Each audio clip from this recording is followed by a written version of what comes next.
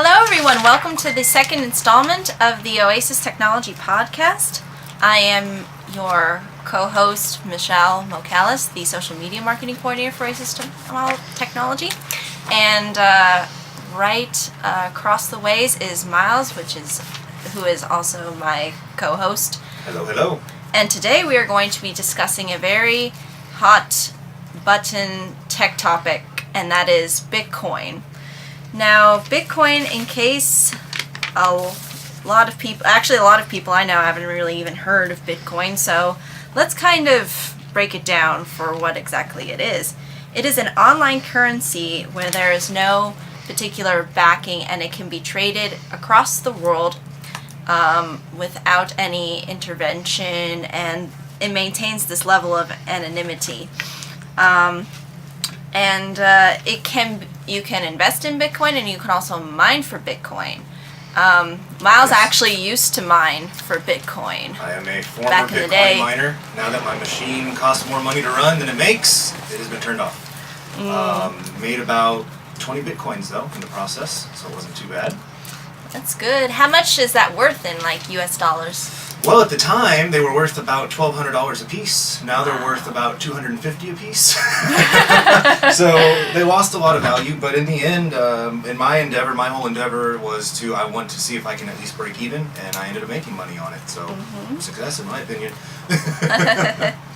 And also with us today is Kevin Hodges, who is our guest, and he knows a lot about Bitcoin and has an extensive background when it comes to understanding what Bitcoin has to offer. He is currently the CIO of MGB Insurance Services, in case anybody is interested to have insurance. And they offer it across the board. A little bit of everything. A little bit of everything. Right? Yes. Like shameless plug. I guess I really can't say much that I don't take advantage of all of those. I probably should introduce myself. My name is Kevin Hodges, current CIO of MGB Insurance Services, as Michelle has already stated. My background, I come from an IT background. I was working at Northrop Grumman Navigation here in the Valley of Woodland Hills. And basically there I was doing production planning, working with the satellites and navigation systems there. I got into Bitcoin, to get back on the topic here, basically at about 2010. So being that Bitcoin started about 2009, I think the first block came out, and anybody that understood like the dark web and how glorious the internet used to be, never. You basically were always trying to find some way to crack some PDF or get a hold of someone's information for these mysterious Bitcoins. How interesting they were with the mysterious face of Satoshi Nakamoto, right? The handle of the famous pizza. 17,000 Bitcoins for a pizza. Now if that person was smart and they waited for the bubble to hit, they probably got themselves a new house. I guess the most fundamental example is the alpaca socks, right? The first transaction in Bitcoin when they traded for alpaca socks, which would later be used almost synonymously for any bet that you wanted to make. So I guess you had like some very big Villicon. You can call them Villicons, I guess. In Silicon Valley, you had a bet where you had two big guys that were investing money say, if Bitcoin wouldn't take off, I'll bet you a pair of alpaca socks. And that was like the big joke, right? It was like, everyone's like, how is this ever going to work? And it's how can we trust something that we really don't know the creator, read the source code? I guess if everybody knew cryptological math, I guess then everybody would be reading the source code, right? Get inside his mind. You could kind of understand where he was going from. And I mean, when I was first getting involved into it, late nights instead of doing homework like I should have been doing, playing on the internet. You got to play. I'm good with math, and that math gets super complicated very quickly. Yeah, see, I'm not good at math, so when I saw the source code, it was the bitch. Right, TLDR, I'm out of here. Exactly. How do I get a wallet? Some summaries, some summaries to summarize. Is there a YouTube video yet? No, sadly. Now there's more YouTube videos than you even know if you even should listen to all of them now. The big thing with Bitcoin that a lot of people I think are really kind of the biggest gripe you always hear with Bitcoin is how can you trust it when there's not a central person? Well, that has to that's even better, right? You mean I don't have to trust the government to issue my money and have, say, Bank of America get sued again and say that if I don't move $250 that I have to pay a $15 fee? The banks are scared of it. And the banks are scared, and you're seeing a lot of push, right? You had the Goldman Sachs guy jump over, and he's starting his fractional trading platform. Wells Fargo made it very difficult for me when I purchased my Bitcoin miner. I had to wire a couple $1,000s to Sweden, where they were making it, and they fought me tooth and nail every step of the way. As soon as I mentioned the word Bitcoin, it was almost impossible. I ended up having to get really angry with them. Take my money elsewhere, or they finally just wired it. It's my money. Why can't you wire it? Exactly. And I think that's one of the biggest gripes that people are facing right now. You know, we're in an atmosphere where saving money is almost pointless. You know, your interest rates are laughable. And if you're not buying assets that are going to accrue value, I don't need someone to use my money to go make money while I can only pull out the same amount of money that I put into it. And that's the big issue here, is that with these central bodies, you know, quantitative easing, you have literally the only time you're going to see one of these fiat currencies fall is catastrophic failure of the currency, where everyone pulls out their money tomorrow. Well, if everyone pulls out their money tomorrow, there's some rich fat cats that are going to be freaking out, and they're going to just close the bank. And that's an issue, I think, is fundamental to where people are today in this atmosphere of finances, where we're losing trust in the banks. Trust is the key factor, and Bitcoin removes that problem, really. Right. I mean, between the Bitcoin and Bitcoin protocol, it's gone. You don't have to worry about some shady fat cat sitting at the top, you know, taking your money or anything.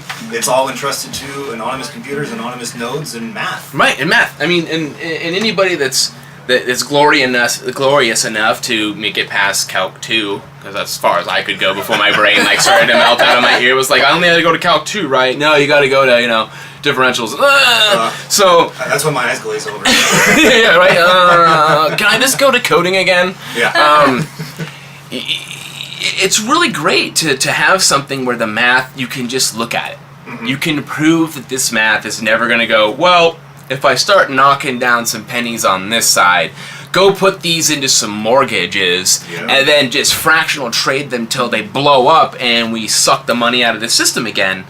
You know, that's the issue. You know, you had the Cyprus thing where they literally were coming into bank accounts and taking money. Now, right now, you have, I believe, I'm trying to remember, I'm like blanking out, but there's a couple countries, like say the Philippines, they're having some financial issues. You're having these South American countries. Well, I remember when that happened in Cyprus, they pretty much just said to every citizen, we're taking your money. We're taking your money later, and you know.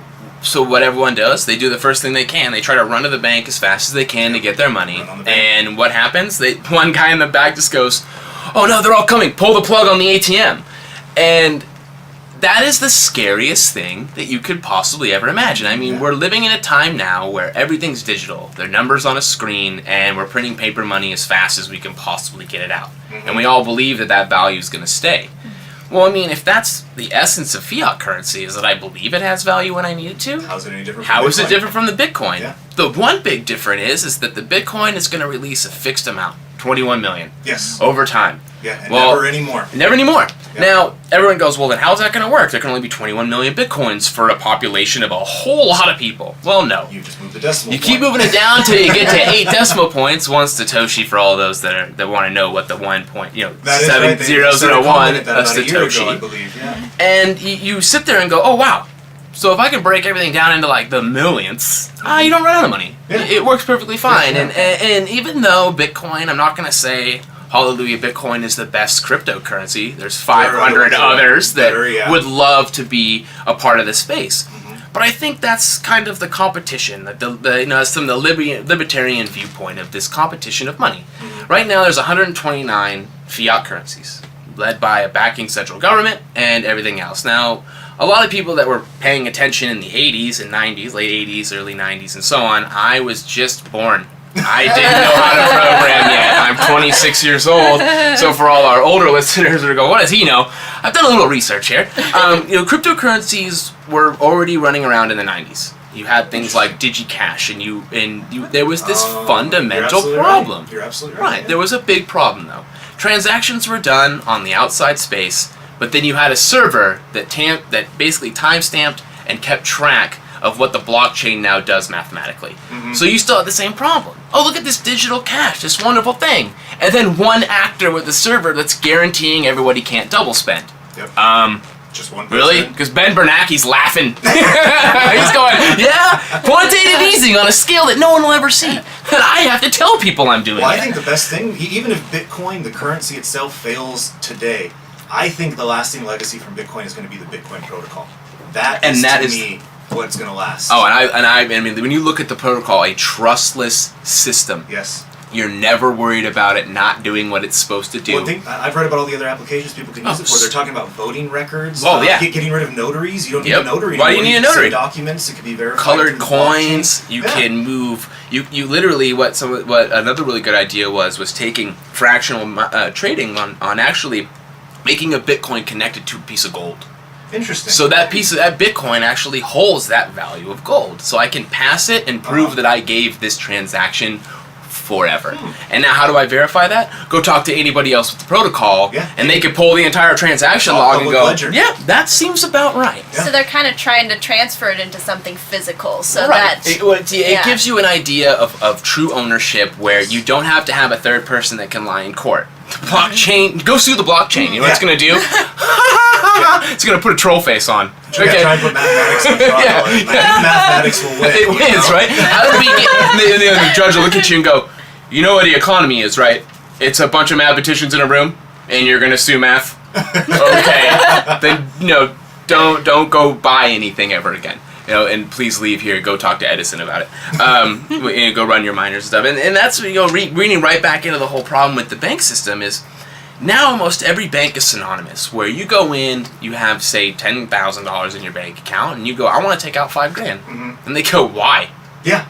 Even though it's your money. What? They charge you for the pleasure of taking your own money out. Yeah, it's the best. Yeah. And my favorite thing is, you didn't ask me why I gave you $5,000. Right? Yeah, you're right. No questions asked. I mean, I literally could have probably found that in a briefcase somewhere and brought it to you. You don't care when it comes in. You only go, whoa, why are you taking it away from me? Well, no, I'm not taking it away from you. I'm giving it back to myself. That exact attitude right there is what is making Bitcoin more and more popular. It's more appeasing. Yeah. I mean, I've been in situations where I've had to wire money.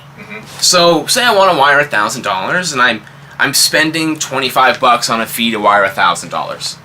Yeah, right. That's mind-blowing, right? And that scales. I just read an article this morning about a guy from an airplane for 5 cents was able to wire $5,000 in Bitcoins to the other side of the planet. Yeah.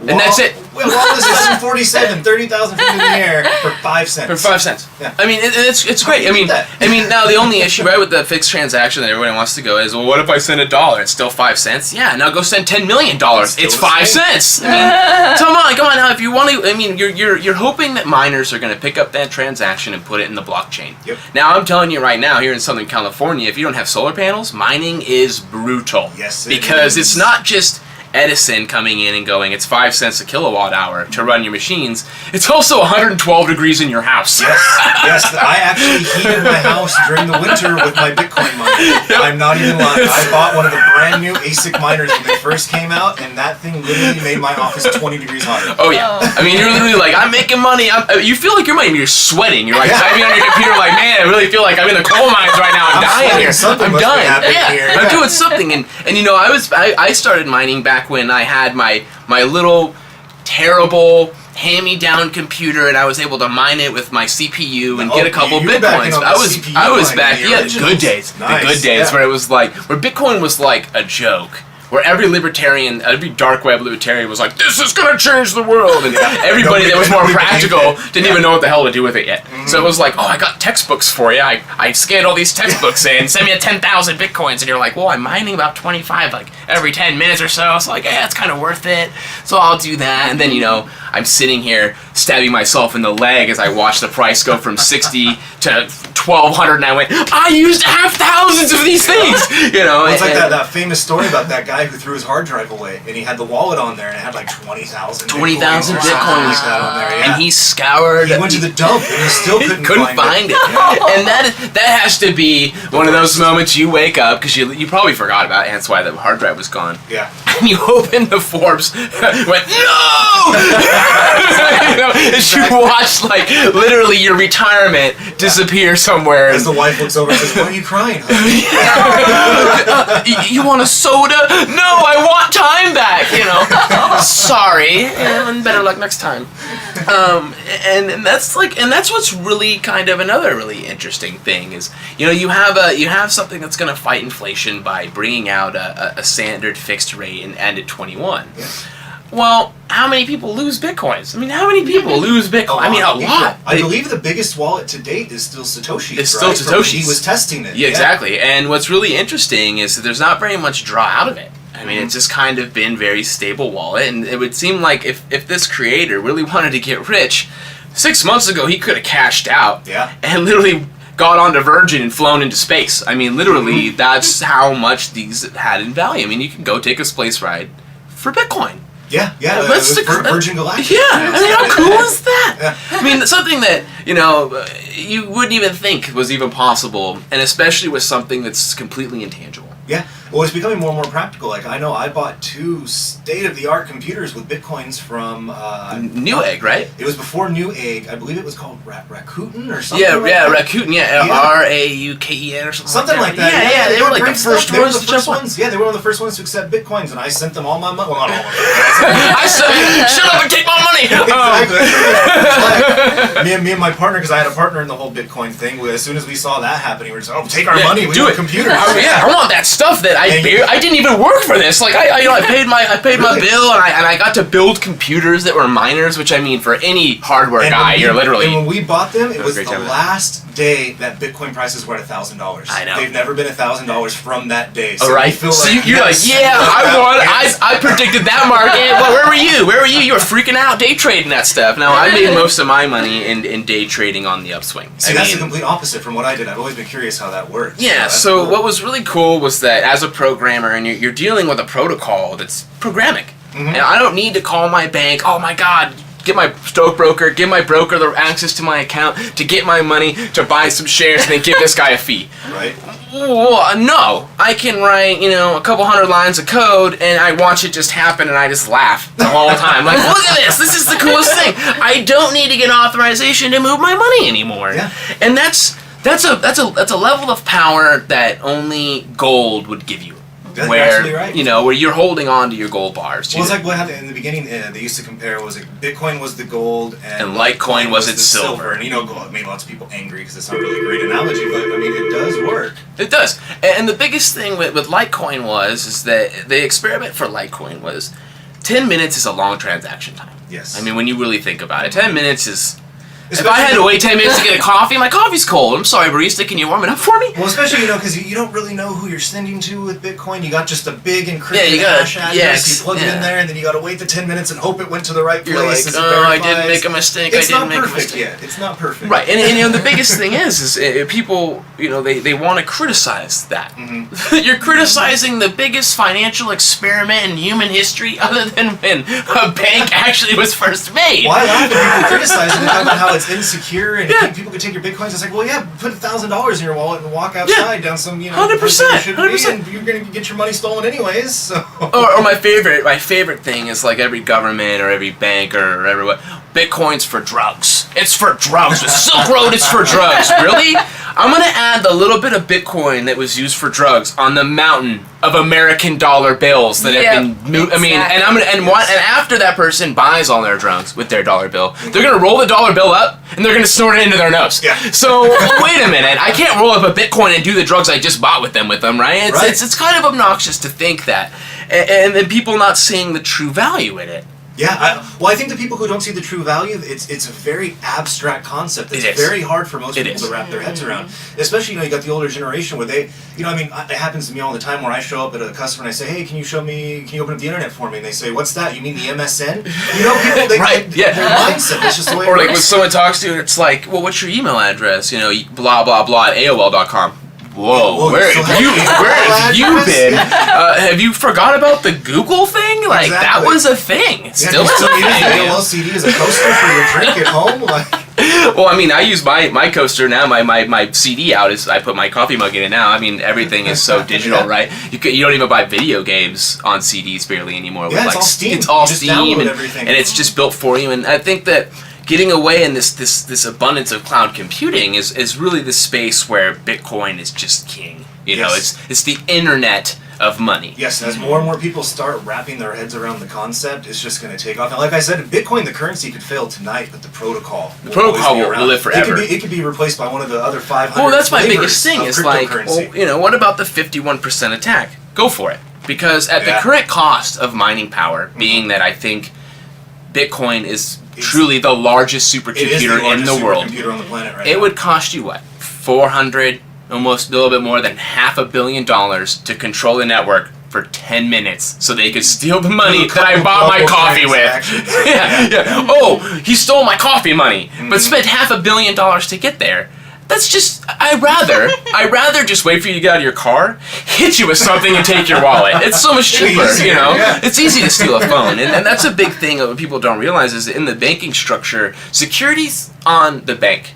It really is. Yeah. You can call after you see your transactions happen and get the chargebacks for them. But with Bitcoin, it's you. Yeah, you have to be conscious of yourself. You put a decimal point in the wrong place, you put in the wrong address. Yeah, you went from sending 50 cents to 500,000 because you didn't count your decimal points wrong. And I think that's a level of freedom and power that kind of scares people. I mean, it scared me when I first got it started. You know, like learning your first paper wallet.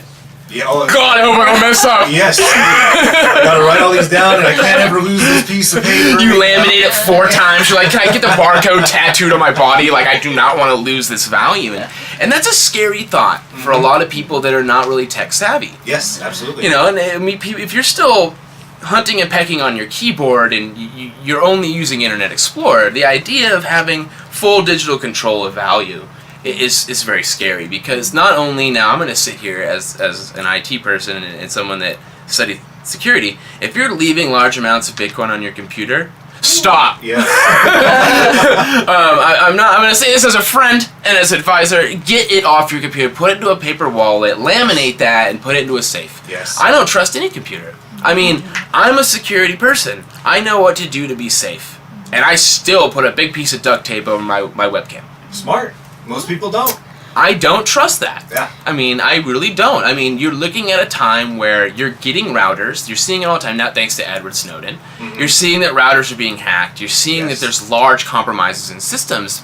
And you're going to keep that easy take value on there? You're silly. It's like, oh, look at my large photo gallery of myself posting naked with bananas. No, you don't do that. Okay, you're asking for that stuff. You could. I mean, I'm not going to say that there aren't people out there that do that, but like, if you don't want that on the front page of the news, thinking of like the fappening, right, when all those celebs got hacked. I had a hard time with sympathy for that. You do. I do. You got to know what iCloud is. You know what I mean? Like, your photos are going somewhere. If you're not printing them out on paper and they're sitting with you, then they're anybody's. Yep. I mean, we're living in a digital world where everything is shared. I mean, most people. I mean, it's funny because like, just go outside and turn your Wi-Fi on your phone, and literally you get 50 Wi-Fi connections, and you go, "Wow, I'm getting bombarded through the air constantly." Have you ever actually just driven around and looked at the Wi-Fi networks? Yeah, that come by back in the day when I first got my driver's license with Bonilla,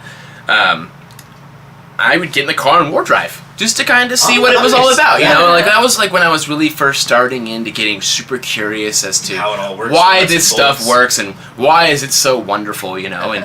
And now that you can drive around, you drive around, you go, wow, it's almost ubiquitous. You're literally, there's not very many places you can go that don't have a Wi-Fi and someone making the joke, FBI search van number 4. You know, I mean, you can go to any apartment building and there's that FBI search van. You know, and now it's NSA or it's like Snowden cracker. I mean, I've found some funny ones, and I've done a security audit for an apartment building, and literally as I'm walking through, all the Wi-Fi's are telling a story. Yep. Like, I could see your daughter through the window. No, you can't. I don't even have a daughter. And you're laughing the entire time, like, wow, there's some somewhat savvy people that thought this was hilarious, and because I was paying attention, I came back into the office like crying. I came in, I was laughing so hard. The guy's like, I've actually read a really interesting article, maybe like 6 months ago. It was just about that. How people are, if they live in apartment complexes, if they want to complain about the neighbor above them who's too noisy, they don't want to complain to their face, they'll maybe SSID something like that. You know? Screw the guy in Suite 104. Exactly, you know. Exactly, yeah. Send this guy mail. You know. The old woman in apartment 3G has too many cats. You know? Yeah, smells like ammonia. You know. And I think that now that like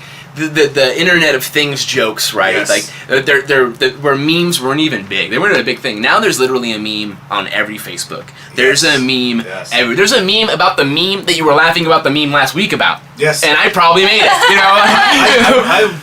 I couldn't believe it the other day. I was on Reddit, of course. Oh yeah, and everyone. People arguing over who was better meme posters.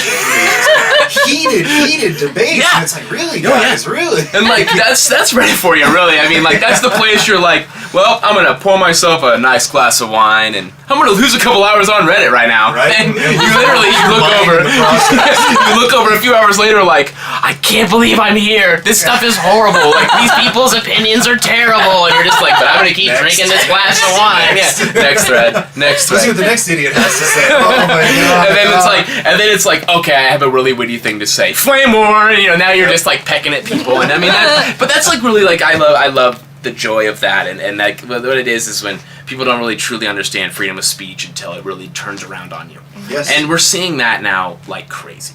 You know, you're seeing the Indiana issue with, you know, the fundamentals and disproving and discrimination, and then the internet gets you. And you thought your opinion mattered until the internet told you it didn't. Until the rest of the world says we don't care. We don't care. Now we're gonna get into your website. We're gonna change your stuff around. We're gonna put 1 million posts on Yelp. We're gonna show you that being that way isn't freedom anymore, and this is freedom. You have the freedom to say and do whatever you want, but you also have the freedom of you have to deal with the consequences. Right, and that's one thing that people don't see until it's at their doorstep, literally bombarding them with, "You're kind of a jerk, and we're going to tell you why." And I'm not saying that that's not terrible to hacktivists, Anonymous. I'm not going to say I agree with everything Anonymous does, because I don't. It's the hive mentality, and you can't get on board with everything because some of it's kind of ridiculous. Well, just the whole structure of how they're laid up, where anybody can pick up the anonymous flag, is great and terrible. It's terrifying. Like freedom, that true freedom, as much as it is empowering and patriotic for us as Americans, is also the scariest thing. Yeah. True freedom, that anachronistic freedom, is just, what happens if we were really free? Like, you don't want to think about it because it allows you to do a lot. There are too many crazy people out there. There are. Yeah. And there's people that turn crazy when they realize they can be crazy too. And that's something that's the trust that we're giving Bitcoin with money. Yeah. At least, unlike a person who can, is crazy but can pretend not to be, Right. Bitcoin, you got the solid math behind it where you can still, you can have 1,000 million people across the world verify it mathematically and say, and that's what I love about it, but also that's where it is literally a privacy nightmare. Yes. If they want to talk about the anonymous faction of it. Now, yes, if you were to say create a wallet off the line, so it's never touched the internet, you've pulled from the ridiculous numbers of wallets, which we'll get into after this, because that actually is a really fun mental experiment to think about how many wallets. Have you ever thought about this? No. Okay, so this is a big one. You go, well, if you always create a new wallet every time you send money or receive money, when do we run out of wallets? I've never thought of that. Well, it's an interesting point, right? Because it's like, you kind of have to think, like, if I generate the same keys as somebody else, I have their money. Well, if you do that, you won the lottery 3 times in one day and got struck by lightning until you were literally an atom. I mean, it's so small. So, I mean, the amount of numbers is something like 700 trillion million. So basically nothing we have to worry about. No, and the idea is this, and I'll give you a really fun little thing. So if we were to take the planet and take all the grains of sand on the planet, it comes out to some ridiculous number that you can't fathom. Right. Now, if you multiply that number by another 15 Earths of sand, we still got wallets to spare. Wow. I mean, there's literally more wallets than physics wants to say there's atoms in the universe. Satoshi knew what he was doing. You're taking a huge long chain that makes ridiculously long chains, and you get a number that's unfathomable to mankind, and people are worried about it because you don't understand numbers that big. It's like, I know exactly how much distance between Pluto and the Sun.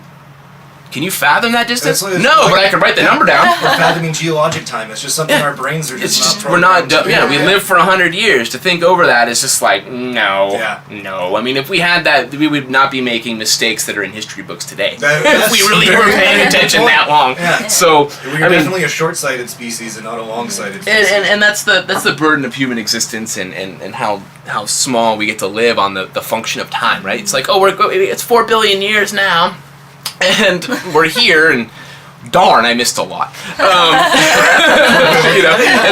And that's like when I talk to my history buff friends, like that's the thing. They're like, look at all this stuff that we don't even get to see, but we at least can learn. And I think that's something that we're gonna have to see with Bitcoin too. We're in this big experiment, this grand scheme. Now, is it gonna work? I want it to work because I think it's great. And not even if it were to fail, the amount of knowledge, the amount of systems, the protocols, the amount of camaraderie that it took to get this to go is going to shine throughout, because now you're going to have entities where there was a system that wasn't a bank that we didn't have to trust, and that's the big thing, right? Everyone Everyone wants to trust. this worked. People can take it, and like 3D printers. 3D printers were around for a long time. I'm nerdgasming over here. Have you seen the new one where it's just like Terminator's that thing? Yeah. It's the coolest thing. For everybody online, you got to check us out. Go to the Terminator 3D printer and watch this thing. It's like a the head goes into like liquid, this melted plastic, and then it just emerges a fully created 3D object. Didn't we talk about Skynet in our last podcast? Yes, Skynet, right? Yes. No, Bitcoin. Now Skynet and Bitcoin. Now we got issues that the creator of the Tesla's like, run, my friends, run. And the IT. You have Stephen Hawking is also another person that thinks that AI is just getting a little too good, and then you have the Turing test, right? My favorite quote for the Turing test. Well, if a computer could figure out how to act like a human so you wouldn't know, why would it ever let you know that? That's right. That's right? If it had figured out how to trick you, it always wants you to know it's a computer. Because then when it actually goes and does its thing, it's Joe Blow, Bob Smith that did that. So we'll never know when they get that smart, because we're not going to catch on as fast, because we'll never think that a computer's going to lie, because the logic that we put into it. That's true. Yeah. We don't expect things to lie. That's a very human thing. Animals don't lie to you and things like that. I mean, they probably guess they do, for the better essence of the sense of it, but you're never going to kind of, and that's right back to Bitcoin, this trust problem, right? Yes. It's a trust problem. The Bitcoin's not going to lie to you. If the money's in the wallet, the money's in the wallet. Why is it in the wallet? Well, I take my transactions all the way down to the first transaction that Satoshi made when he dropped some money into his wallet, and I know that it happened. The best thing about Bitcoin too is how much the banks and world governments are scared. They hate it. They hate it. They hate it. It's It's a deep low. terrifying. No, they hate it. Yeah. But at the same time they hate it, they also love it. And this is why. I can get money through a banking system that's not my enemy's, but yet is still not my own. Okay. We can move assets. We can do that. That's fine. Because if no one's controlling it, we're not going to get screwed by it. But I would like to control it. But, it's the better of both worlds. And as much as it is for the libertarian, the crypto anarchist, the government official, the guy that wants to buy coffee on the weekend, that system services them all and doesn't hate or discriminate against anybody. And I think that's truly great, and that's something that is going to echo through Bitcoin and all the derivatives from it. And now we're watching literally this year an explosion of services. BitPay, Coinbase, all these fractional trading, this and that. I bank with Coinbase, and I really like it. I like Coinbase. I like Coinbase a lot. I've always, there's people out there that have had troubles with it, but you're looking at an entity that's trying to control the most fluctuating value essence of anything ever. And that nobody's ever really done before. Right. Mistakes are going to be made. It's like, they didn't give me my money when I bought it. It's like, yeah, because if they lost a whole bunch of money on it, Coinbase wouldn't be here next week. So people need to kind of like be lenient. This is an experiment. And the whole shaky regulation standpoint in the beginning, nobody knew what was going to happen. Coinbase could have been shut down if America decided,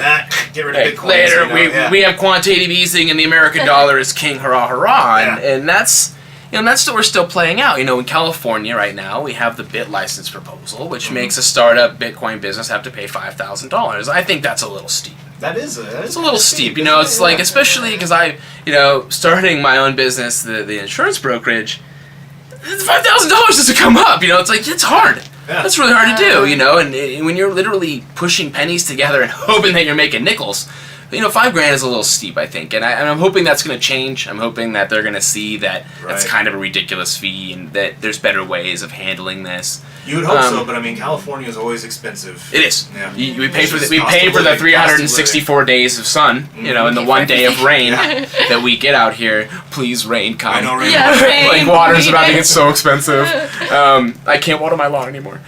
Can I pay in Bitcoin? I got a lot of those. Right. Yeah. But I mean, I think that really, right now, and a lot of people are like, well, why, if I could just use cash, why wouldn't I use it? Well, okay, let me give you a really good scenario. We're all sitting at a restaurant. Mm-hmm. It's you, me, Michelle here, we're all sitting around having a great time, and then the bill shows up. And everybody does what? I don't have cash. Can we split this check a million ways? Yep. I got 9 credit cards. This one has $10. I have a gift card. And the waitress is sitting there like, I should have spent all of this food that you just ate. And that's a problem with the fiat money currencies. Like, you don't have cash, you're stuck on a credit card, and you're splitting up bills. Well, okay. We all happen to be lovers of Bitcoin and have some Bitcoin on us. Mm-hmm. Because you have your phone on you. Yep. Okay. Pretty standard. 90% of everybody that has a phone probably carries it with them every day. And all of a sudden, we're looking at the bill, and they accept Bitcoin, and everyone just sends their amount of Bitcoin right to that bill. No splitting up checks, no fighting nickels and pennies, or one person pays a Bitcoin and then everyone sends their values right to him. Done. So now, do you suppose the restaurant would make you wait the 10 minutes before it's verified? Now, generally what happens is most restaurants, when you do face-to-face transactioning of Bitcoin, or when you buy coffee, it's a lot of fun. It's a lot of fun because most of the time you're dealing with someone that probably hasn't even got to do it yet. Okay. They just started accepting it, and they're like, oh, it's my first time, and you're like, oh, I'm excited to do this with you. It's that moment where you're like, I'm spreading this wonderful thing, this great idea with you, and you're gonna see what the value is here in a minute. And they go, oh my, they pull out their phone and they get the little thing, and you send it, and then it goes bing, because it hits and it propagates the network in seconds. 10 seconds, everybody in the network knows. You just sent money to someone else. Right. And then now what happens is it floats and then the transaction block happens, which timestamps all those transactions. Mm-hmm. And then they do the proof of work where the random number is guessed throughout the network. And then it solidifies on the first confirmation. Now, when you're face-to-face with people, that ping, you can prove who sent it. I was standing right in front of you. Right. You watched my phone go, hey, this is you and this is me, and there it is. There's no need to, how am I going to double spend you? I'm going to walk outside and try to double spend it 10 minutes later, or I'm going to pull out my phone and go, activate the mega computer. And then I'm going to get my $5 coffee for free, Starbucks prices. No. Right. So, but what I'm really hoping Bitcoin will be, because it is like the gold standard, it has its problems, and there's no point in going back and fixing them now, is that it'll stay more of a store of value, where I can put my money in it, it's stable, and it sits there, and then I use a cryptocurrency or something on the outside that's interacting with the blockchain that makes Dogecoin. Yeah, GoCoin. You have Dash, which is trying to solve the anonymity problem. It was Darkcoin when Cody Wilson had dreamed it up in his room, but now it's Dash. They're going through a whole thing because it's like, anonymity is very important, and Bitcoin does not allow that in the essence of itself. But if that's fine. Okay, so I have my money over here, and then it's like having, and to kind of put it where people understand it, it's like having your money in the bank, your store of value, and your credit card for your transactions or your debit card for your transactions. Bitcoin is my bank, because I am my bank on my wallet, and I use Litecoin for its 2.5 minute transaction time to do everything else. 2 minutes is a great time. 2 minutes is perfect.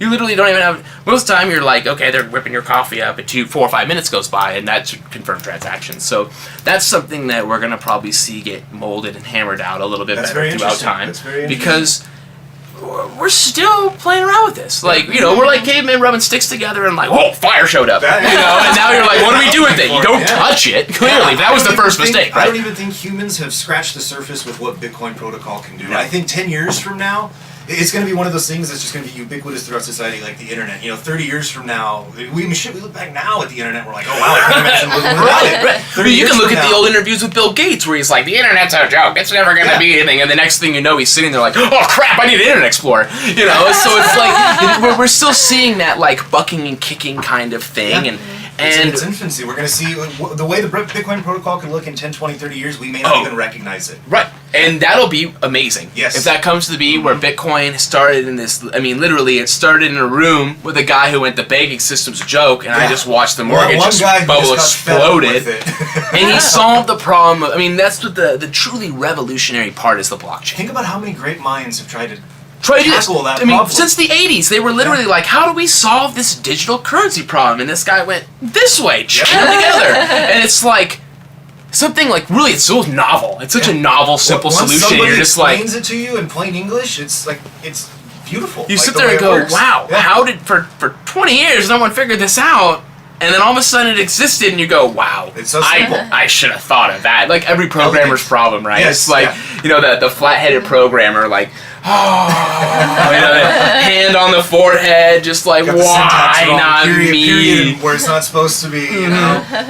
Oh, my double equals is screw me up, you know, and I think that's amazing. It's the revolutionary thing where I can pass money across the world in 10 minutes and not have to trust how it got there. Yeah. That's great. I mean, because the bank can mess around with you. They can lock up your funds. If they thought the funds came in through illegal activity, they shut your bank down. Blockchain's never going to make it so you can't move your money. It wants you to move the money. Right. It wants to be the blockchain. I need to be blockchain, you know, and it's like, thank you, blockchain, for doing what you do so elegantly and more complicated but simple as it does, and that's and really all cool public about it. ledger too. So anybody, I mean, it's hard to determine who wallet A and wallet B are. You know, so you got the encrypted hash strings, but anybody can see it, right? You can figure it out. The idea of taint, right? So as long as I know where you own that wallet at one point, I can track everything. You can track it. Like, it was so interesting when the whole Silk Road thing happened and all that money got stolen. I remember going on the forums and watching, of course, people freaking out. Watching the money being moved into accounts. Were doing. Yeah. People were watching the money move through the blockchain, and as soon as whoever the thieves were going to try and remove the money. They were going to get them. Would have known who and they were. And that's like kind of the thing where you look at it like that's kind of the never thought of type of security. It didn't. Yeah. That type of security was never in the white paper. It was never like, well, it's an afterthought that someone went, oh snap, I'm gonna watch this money move, and we're gonna get you because if everybody's watching, you can never get the coin out of the system, and you did all that work for a bank account you can't touch. I think it was yesterday or the day before, the FBI DEA guys who got the busted. 2 guys got popped for money laundering. They were trying to launder Bitcoins from the whole Silk Road. You can't do They it. got busted too because it's all public record. Reddit's gonna get you. You know, Reddit's gonna. Next thing you know, one person on Reddit's like, look at all this crazy money being moved, and everybody was like, we must get them. You know, then you're done. You know, and that's something that the blockchain was kind of meant to do, and that's what it does really well. And that's kind of where you have the people who are like, well, it's not really anonymous. Well, yeah, it's pseudo-anonymous. It is to an extent. Yeah, it is. Until you do something where everyone's looking at it. Exactly. Yeah, it's pretty much safe. And I mean, now the FBI guys, and I hate to tell them how they should have done it, you go and you transfer your coins into something else. They do. They really do. You know, they're spending all our tax dollars, they're still getting it wrong. So to let you guys know out there, if you want to do all this crazy stuff, move your currency into another currency. Like 5 other ones, and then buy Bitcoins again. Now have fun tracking it. Like, come on, we couldn't have thought of that simple premise here. I mean, there's, you gotta play outside the system a little bit. I wonder if they even put them through tumblers or anything, you know what That's I mean? the big thing is you that... would think they would at least done that. You would have tried to do something. Like, you're an FBI agent that attacked Silk Road. You're living on the dark web. You must know security well enough to know that you would person can't get on the dark web. Yeah, no, most people aren't going to go set up Tor to go to get their email on Gmail. If you know that much, you should at least know you could have done a little bit better. Right? And the funny is that's the majority of the web. That's the best part, you know, and it's just, you know, but the Tumblr system also falls apart a little bit too, because if you don't put enough entropy and enough delay timing, eventually with a smart enough algorithm, you can smash them together, even if you call 2 coins the same and follow the track down. You know, you'll kind of figure it out eventually, because you just have to get to that common denominator where that money started and kind of know and then kind of like pound through it like the football player into the end zone and go, pretty good certainty. That's the one we want. But then again, that's certainty, you know? Right, you don't certainty know 100%. is still certainty. Yeah. You don't know 100%, but you can do the power of deduction. You know, with the power of all the math that's in the blockchain, you can finally probably get that probability to 90% and probably go, I'm pretty happy with this, you know? So that's the big one. And that's the other great thing about Bitcoin and the technology of Bitcoin. That's a problem today. Currencies have already solved that problem, and they were built to solve that problem. And eventually, when we have literally tested and truly beaten the blockchain to the point where we know every little issue, blockchain 2.0, 5.0, 6.0, the LOL, you get to this currency that's solved all those problems, and it's been vetted. And you look at it like this, and we can, because of the peer-to-peer network idea, right? So Bitcoin, everyone kind of thinks, Bitcoin's so stagnant, it'll do what it does. No. Think about like this. In the back of the day, you had Napster. And now Napster did what? They had a decentralized network and a centralized store of information. They got sued. Yes. The next one came out, Kazaa or whatever it was. Kazaa, there was Grokster, Kazaa, Morpheus, they're all different clones of each other. So the FBI is literally suing the corporations, and we get to... And eventually they went, okay, so we'll decentralize the network, we'll decentralize everything, and now what can the FBI sue? So the FBI literally sued file sharing to the point where it couldn't do it anymore. So it's like, if you wouldn't have done that, you wouldn't have had BitTorrent today, where you can't sue it anymore. You literally, you smashed it till it was perfect, and now you regret every minute of it. Yeah, necessity is the mother of invention. You push people into a corner, they're going to do what they're going to do. They just turn around and they start digging a hole in the wall, and you're like, I didn't even think they were going to do that. And it's like, a shovel. Because you're like, so here, and that's what Bitcoin's going through right now, this hammer and sickle at it, and eventually it's going to be it's already really robust, but it's going to be perfect eventually, because we're going to make it perfect by literally saying it's not going to work. You're going to keep fixing it, and you're going to break it, and then you're going to fix it again, and then you're going to get this great kind of store, and then as innovation continues, the blockchain will be used in every other aspect, and it'll already be vetted as a currency, which is very heavily used. And that's something that we're going to be able to watch happen. We didn't get to. We were young enough to understand the Napster thing and kind of see how it happened, and now we're at BitTorrent technology now. So it's like you're already in this convoluted, complex space where everyone's going after everybody, and I got to watch Bitcoin from its birth. Watched it succeed. I would love to watch it succeed. I'm pretty heavily vested in it. I'm not going to jump on the mine train because it's a little late now. It's time for services now. It's time to figure out how to make it better. I think the mining, the chance of people making a significant chunk of change from mining is gone. It's gone. It's gone. That time period. That time. Now you're looking at the NSA spent all this money. They built this wonderful Petra Giga whatever thing, and you go blockchain's like, yeah, okay, I'm running half the world's supercomputer, bro. Get out of here. You're small fry. So you're dealing with something that, because of the ASIC miners, has made it to where it's silly. Yeah. So it's impossible. If you're not going to be a miner, what should you do? You should be a merchant. You should accept Bitcoin. You should be pushing that out, building services. All our smart guys out there and girls. Anybody is curious, the hash rate of the network right now, 350 petahashes. Yes. Wow. Literally, just a silly number. Yeah. It is silly. I don't think there's ever been a computer that powerful ever. It's only going to keep growing. And it's going to keep growing. What we'll hope is that it will eventually kind of start to peak down. And that's what we want. I mean, to think about how heavily, I'll criticize Bitcoin here, is how heavy on taxing on resources. That is that's a lot of power. That is the biggest complaint towards Bitcoin. And I know when I was a Bitcoin miner, my electric bill was pretty expensive. Yeah, you sat there and Edison's sitting there going, keep on mining, bro. I'm going to take all your monies. And that's where we can kind of see that now you have the proof of stake model. Isn't there another one called Green Coin, Power Coin? There's Green Coin. They're trying to solve that problem. They're trying to bring it down to where you don't have this mining cartel problem. Because right now you have the mining pools that you have one I think it's Ghash, right? That's where I used to mine, Ghash.io. They were holding on to 30% of the network, and that's that's kind of centralized mining, right? So that's an issue. So what we're seeing now is we're seeing the new inventions coming out. Proof of stake.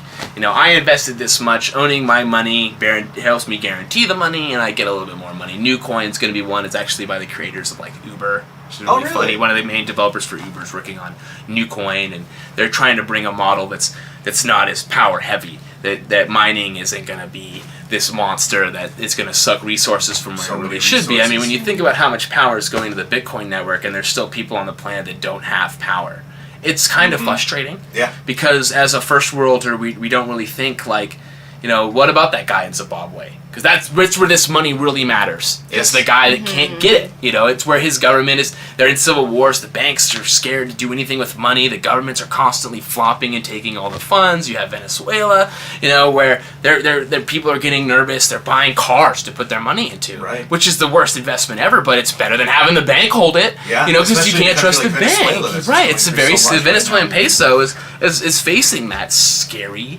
moment where the money can everyone can pull out of it and it's not worth anything. You sit there and I can credit this one to Andreas Antonopoulos, the Bitcoin guy. He was talking in a talk that I was watching where he was looking at, I think it was in Zimbabwe, and the guy is at a cafe in Zimbabwe and he's handing this ginormous stack of bills because their money's worth nothing. It's like worth almost nothing. Right, it's almost worth nothing. The guy goes and he hands his coffee to him, and the guy goes, "Wow!" And he asks me, "What is this?" He goes, "Why don't you just burn it?" He goes, "No, we burn goat shit. It lasts longer." So it's like when you really look at it for what it is, it's like the goat shit's worth more because at least it'll keep you warm at night, and that is like, oh, okay. Bitcoin should be there, and we're putting so much power into it, but we're not getting the power out to where it needs to be. Yeah. And I'm thinking that hopefully, with all the wonderful minds of Bitcoin, having to push that currency there will actually make the infrastructure show up too. It's more of a drive to get the infrastructure there. I think you're right, because in the beginning, right now, it's everybody just wanted as much money as they can get their hands on for me. Right. And now that period is kind of gone, now people are like, oh crap. Okay, now I have to get more service oriented, and how do I get paid? How do I get my paycheck in Bitcoin? And that's going and building the infrastructure to make Bitcoin work. Mm-hmm. And that's now that we're out of the mining stage, we're out of the honeymoon, we'll say, where everybody can jump onto their computer real quick and make a couple grand. Now you have to get out there and you have to get the hammer out and smash the road into place to make it work. And I think that's going to be great because you're building a system that's not led by anything. It's a system running its own thing, and you're just building it out to reach more. You're not worried about Ben Bernanke dropping another couple $10 billion bills at the end of the month. Bitcoin isn't going to do that to you. It's not going to do that to you. Yeah. It's not going to do stuff bad to your mortgage. It's not going to, the bubble did fly up, and now we're sitting at a nice 235, 250. It's been between 200 and 300 Yeah, for it's quite been a really while stable, now. and it's like, if that's volatility, then don't go look at some of the fiat currencies right now, because those are just, everyone's jumping. I gotta move my money to here to do here. I'm buying stocks so I can trade my money with people. I'm literally trading stock portfolios because I don't trust the bank to hold my money. We shouldn't be living in a world like that today. The conflict in Yemen the other day, and stock prices and a whole bunch of stuff fell because of a conflict on the other side of the planet. The entire world, right? And you sit there and go, well, if I had my store, my 401k, well, there goes everything. Yeah. You're playing the same bet, right? So, to think that the volatility of Bitcoin is what scares you, that's not really what should be doing it. The volatility of the bank system is what's scary. As an insurance man, do you think there will ever be like a Bitcoin insurance where you could insure Bitcoin? Look at this one over here. Shameless plug that I missed. Warning. Kevin's not paying attention to what he actually does for a living. He loves Bitcoin so much. Quotations. No, actually. Tie them together. What's really cool is... Are we talking to the first Bitcoin insurance salesman? Yeah, I guess so. I have yet to meet another insurance salesman that would love to get you on Bitcoin. I would love to be able to integrate that you can buy with insurance with Bitcoin and figure out that solution. You need it. It's a synonymous thing. You get in your car, you gotta have insurance. You want a business, you have insurance. You wanna have, you wanna make sure that when you're dead, your kids are paid for. You better have insurance. So, right now is what's actually interesting is that Coinbase and a couple of these big exchanges actually are insured, and their Bitcoin stores are insured. They basically just insure the value, so they're paying, I can only imagine, a premium on $10 million worth of Bitcoin, but it would probably, as an insurance agent, get me a new home. But, because you're literally underwriting risk that any Joe Blow hacker in the world wants, and they're going to come after it. Or the company itself will take it, like Mt. Gox. Right. That whole debacle. Well, Mt. Gox, that was... That was Mt. Gox. I always kind of criticized. You know what Mt. Gox stands for? Magic the Gathering Online Exchange. You're the only other person I know who knows what that means. The Magic. Okay, so let's break this down again. The Magic Gathering playing CIO insurance broker guy that loves Bitcoin. Man, my title on my card is just going to be like an entire sheet pretty It's just going to soon. be nothing but words. Yeah. Whoa, you do all this, so if you break it down, it's MGTMBLLOR. You know. So, no, because that was pretty big. It was first to bring in so you could kind of like trade, like almost a stock market for Magic cards, and people are laughing right now. Magic cards, how could that be?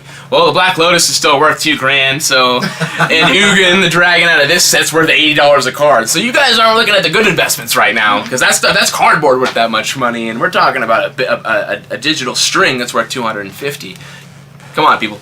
Tangible is tangible, as long as it's value. Maybe you remember. I don't know. How much money did Mt. Gox end up taking? I can't remember. Oh, it was in the millions. That's what I thought. Millions of dollars. I mean, they were holding at one point 50% of the transactions on the network. Wow. I mean, it was big stuff, and later came out the bots that were hyperinflating the prices, and some Wait, kind of they had the Mt. Gox premium. Do you remember that? Right. When all the other exchanges were around, and Mt. Gox was always it higher was than just everybody else. the king. And they called it the Mt. Gox premium because nobody could tell you why. Yeah, no one understood why it was sitting there, and everyone else is trading BTCE and all the other small exchanges were trading at decent, reasonable prices, Right. and you're looking at $400 a coin when I was buying them, $70 to $80 cheaper, and you couldn't get your money out of Mt. Gox there for a while, so arbitrage trading was just, they trapped your money in there. And for like the last 6 months, I think nobody was able to get terrible. anything. It was Maybe terrible. even longer. I got lucky just because I kind of felt the writing on the wall as a day trader. I'm like, my portfolios, my lines were just like, nah, I gotta get my money out of here. It doesn't seem right. I want to go to something more stable. The minute I went to the Mt. Gox website, I just didn't You're trust it. I did not want to bank. Smarter than me. It's just not, and My that's spidey senses started tingling. I was like, this I can't is go to not this one. good. Turn around with your money and run. Of course, I say this, and now tomorrow Coinbase is going to say Right, and probably. that's the thing, right? It's not that you don't trust Bitcoin because you put all your trust in Bitcoin. It's the services that we don't trust, and I think that's really where the big issue is I used to mine through a too. mining pool called Coinex. Right, Coinex, And I logged in there the other day for shits and giggles. I didn't have any money, but I was just curious, how it was looking.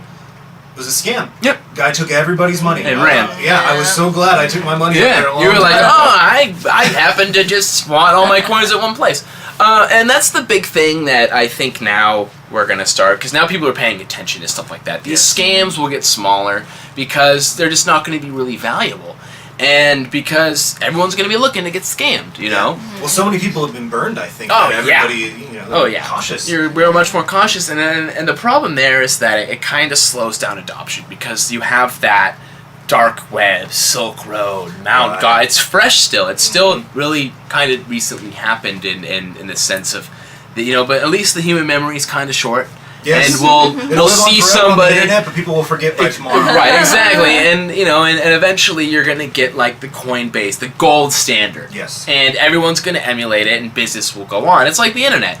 I always wanted to send money to the Nigerian prince that would send me back a couple $100 million if I did it, right? I mean, we look at that now and go, Coinbase is, like all these services. It's like, well, back in the internet, spawn bots were getting people all the time. Yeah. They were getting people to send money to somewhere. So send your traveler's check and I'll double it up for you and send it back through my email. Okay, and that's kind of the vetting, right? It's just you got to know how you can be taken advantage of to fight getting taken advantage of. Yeah, just like how when you go on vacation, you don't keep your wallet in your back pocket. Right. You Yeah. put it in the front. Put These it are in all the things that front. people had to learn the hard way. Right, getting pickpocketed and kind of worked over to get there, and that's growing pains. That's nothing more than growing pains. Absolutely. I mean, we're looking at a system that I think is going to revolutionize more than just the money industry. It's going to revolutionize trust in a system, and anything that needs trust, you won't have to have one person with his glasses on saying that actually happened. Yep. And that's really the essence. That's like the real technology side of it. It's like, okay, Bitcoin is currency today. Mm-hmm. What is the protocol tomorrow? Oh, I want to know. I'm down. I'll invest in it because I know that system is never going to fail what it needs to do. As soon as I heard somebody say you could use Bitcoin protocol for voting, that to me That was genius. I thought that was genius too, and that was one thing that you sit there and go, Really? But Why didn't no one think of that? Like, that is a perfect voting system. Yeah. You know, we had, and as Americans, there's always some debacle in some county where you got to count the chads and the divots and the hangings and the whatever you want to call it. This is duck foot. This is a rabbit foot. And you're like, well, I don't know what these things mean. Well, we got to count all the votes again. Oh, okay. And we've actually and you have to have seen somebody stand there watching watching counting the votes. And you got to hope that person didn't have a $10 million lobbyist behind them. Like, yeah, you didn't see all those chads, did you, bro? Exactly. Those were all dingles, like whatever they want to call them. And that's something that, like, we see it today, where, they'll find old, like, voting machines, and they'll open them up, and they're like, wow, this was a tampered machine. Like the die-old voting machines. Exactly. Those were scary when that prospect came out. I remember thinking, people voting with voting machines? Who controls it? Is it just go to an Excel, and they just go, 1 to this guy, and they just propagate it throughout the entire Excel sheet and then send it in with a total on the bottom? I mean, that's a scary thing, and you also got to make sure that the person counting is trustworthy. And now you went from your vote actually mattering to 1 million people touching your vote and hoping it to be the same.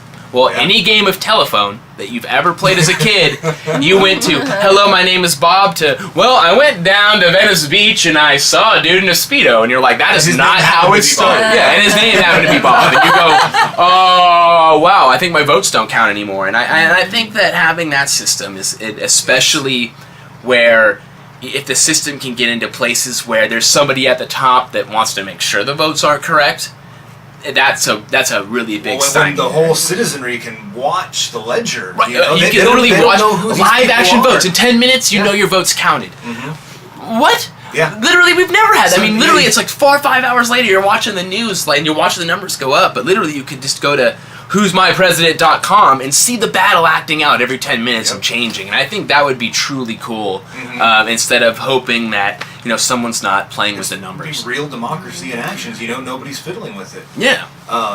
Anybody can own the nodes. Speaking of nodes, I read just the other day, there's 2 guys who want to launch a Bitcoin node into space. Yes. So nobody can ever exactly. That is cool. That is that right there. As someone coming from my background is launching satellites into space with Northrop Grumman.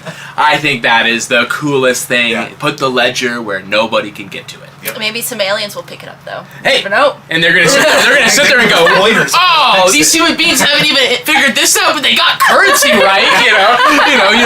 You always gotta think about that. If there's aliens there, it's like I want to get one of their physics books. It's gotta be awesome. It's like, what are you guys programming? We don't program anymore. Our computers are just that good. Yeah, they just are. Yeah, they just exist inside of me, and I've lived 10 million years now. Well, no wonder you're so cool. And that's something that I think is more novel, personally, shooting a satellite with the blockchain. It was definitely one of those things where the first thing I thought was, do you need to do that? Yeah, but then my next thought was, that's actually pretty cool, right? I'll do it because it's cool. And what doesn't put Bitcoin into the stratosphere? Pun, punish me. Then shooting the blockchain into space. I'm gonna have to add the rim shot right there. Go. I get in trouble for doing puns all the time. But it really did it. It put it on the top of Forbes. It gave it more airtime. It got more people interested. It was like, oh, that's really funny. It's novel, and that's what we really need. Yeah. Is we need that and people to come up with funny ideas, good ideas, and publicity ideas, and hopefully there's more good, tangible ideas than there's funny ones, because we have plenty of people jamming out memes. Kanye Coin was hilarious. That was hilarious, where he's like the fish. I loved it when they changed it to the gay fish. Yeah, he got mad. That guy will just never learn. Will he had a coin like in his honor. He literally probably could have went to the developers and grabbed a couple million of those coins and then propped the price up through crazy, just being his crazy self, and gotten there. But apparently that's not good enough. He had to put the kibosh on it, right? For some reason. Yeah, I never got that. If someone made the Kevin coin, I would be pushing that coin so hard.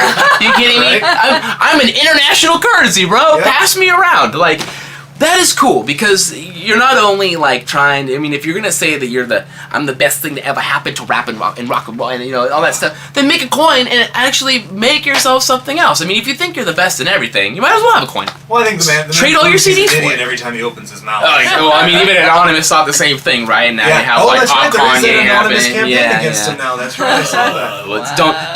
Don't. The trick is here, Anonymous, and anyone else listening. If you keep putting them in the headlines, they'll keep making money for nothing. So let's stop doing that. Exactly. It's like, Bruce Jenner, he's changing. Well, stop doing that, and he won't be popular anymore. Yep. People, come on. Well, we forgot how this works. Yes, because we have Bitcoin. We don't have to worry about how it works. It works great. plug.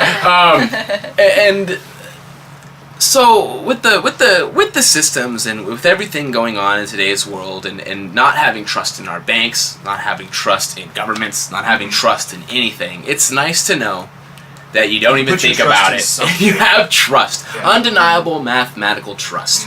And that's why I think that's why I kind of gravitated to Bitcoin really fast. Because, like with the instance with having the banks tell you what to do with your money, how you couldn't buy your mining stuff because the banks were, well, we don't trust this. It's like, well, no. Yeah. It's not your job to trust my money. It's my job to trust my money. Yeah, it's your job to do what I tell you with my money. Right. Now, if you want to go invest it and blow up the entire economy, okay. But at least Bitcoin won't be doing that. Right. And that's something that, like, people aren't really seeing for as deep as it is. Like, how truly gratifying that is, that you can kind of stick it to that big pig banker, right, where it's like, you made it, so I'm getting taxed heavier. I had to bail you out with all my hard work, but you still got a $500,000 bonus at the end of the year. Yeah. I heard, yeah. I was hearing too that they really do kind of, like certain banks, like I know in Switzerland, like you have to at least have a certain amount in order to put yourself even in one of their banks. Right, yes. And you have to pay interest on that. And they don't care though, because they have the $1 billion they're sitting there going, look at our account, CEOs, look at our account, they don't care. So I'm wondering if banks are going to kind of start maybe doing that too, or they'll just say, oh, if everybody's going to go to Bitcoin, might as well just go for the... Yeah, might as well go for the big investors, and get those big trust funds started. Now, there's a Bitcoin trust. You gotta have $25,000 to get into it, and they trade your coins for you, and they try to build interest on it. That's a different beast. And that's the other big thing with banks, is that you don't have the HSBCs that get caught with drug cartel money. Right. They get sued for $248 million, and who has to pay those bills? The people that put the money in the bank. Yeah. They're not making any money other way. And that's something with the blockchain you're not worried about. You're not paying the blockchain teller a $50,000 a year salary. Right. You're not paying the manager his 6-figure salary, and you're not paying the owner of the bank anything for their salary. There is no money to be made. What I there. think the coolest thing is anybody can become a node in the blockchain. Right. You just have to download the software and dedicate a machine to it. There you are. Yeah. And it's the idea where, like, you're your bank. Yeah. It's unsecure. Yeah, it's scary. You're your bank. And that's a lot of responsibility. It's a lot of responsibility. But I think more people are up for the task than not. Right. Because a lot of people go, well, the bank isn't doing a good job of it. Because there you go. There's Target getting nailed by hackers, credit cards being and then you find out all of these banks, too, that are investing, like for drug cartels and mafia with your money. With your money. Basically. And it's like, Bitcoin's not going to do that. And yet again, here we are. We're worried about all the drugs that Bitcoin's buying while you're funding cartel money. All the cartels and mafias around the world. I mean, people, I think, are just a little too short-sighted and a little too scared of it right now. Mm-hmm. And I'm thinking that as the services grow, and especially now this new generation of super tech-savvy kids, Yes. There's kids now that I'm talking to that are like 8, 9, 10 years old that have a smartphone, that know more about the in and outs of a computer than I did at their age. And I sit there and go, no matter how hard I try and how much I put my face in a book, you're gonna win. Well, it's that developmental age where the brain is developing. They have these tools when they're developing, they're just making amazing stuff. I mean, you have these kids that, like, they create their first game at 7. They make a couple $1 million on it, and you sit there and go, ouch. And then Apple starts knocking on their door. Now they're offering $500,000 a year, and they're set because mom and dad sat down and they were able to learn from the ground. And that's something that Bitcoin's going to get. Right now, you have that old style thought. You have these programmers today, and they're building what they have, but they're going to build the libraries, the APIs that eventually these kids that are going to literally go boom, and there's going to be an explosion of innovation for it. I think you're absolutely right. And I think that is going to be, personally, someone who watches it's going to sit there and you're going to be like, it's like watching the Patriots drive, sorry about the example here, but like watching the Patriots drive the ball home, like football, it's like, go, go, go, go, go, because you just want to see what someone's going to come up with. Mm-hmm. 3-4 years ago, no one was thinking that you were going to get a notary, a voting system, a contracts, colored coins. These things didn't exist. It was more like, how the hell do I get a paper wallet and how do I send money? That was the problem, right? Now it's like, I got a paper wallet, I could send all my money. What else can I do? And, it grows and grows and grows and grows and grows, and eventually the old style banking system just can't be innovative enough because there's too much money they have to put in to get anything out. Well, I suppose let's wrap it up. I mean, we've talked about this for over an hour. It's obvious we all love Bitcoin here. And I'm hoping that spread the love. we have, and that the listeners out there can jump on board with us and be part of the revolution. Absolutely, and I'm sure we're going to link some links at the end of the video and stuff like that, right, Michelle? Yeah, I'm sure I can definitely link you to some people who are very expertise in this kind of Bitcoin realm. Foundation and yeah. stuff like that. Okay. Yeah, like Kevin mentioned Andreas, so he has a lot of YouTube videos. He's very big, and he's someone that is far more impassioned and deeply knowledgeable because he's been in the currency since the 80s. So he's definitely, everybody should definitely get on to the Antonopoulos train. And head on down to Opanopoulos-ville. And if we keep saying Antonopoulos, he eventually. was the one that Coinbase hired to do their edit their Basically, because he was over 10, 15 years. He was in security and I remember when the whole Mt. Gox thing was going down. They brought him over. I remember thinking that was really cool. At that he's definitely somebody that I'm hoping another shameless plug. Not even for me. The Digital Currency Convention is going to be down here in LA this month. I didn't know that. Yeah. Okay. And I'm hoping that he'll be there and have a talk so I can actually afterward get the handshake of the man that I've watched countless videos on YouTube about. So I'm hoping that'll work out. Keep my little nerd self happy for another year. But I just want to say thank you for having me on today. And well, thanks for coming. Thank you. We'll have to have you back in the future. Yeah, it was so much fun. I'm always down to come back and hopefully be a voice on the podcast. Excellent. Well, I guess we'll wrap it up. See you guys later. Bye-bye. Bye.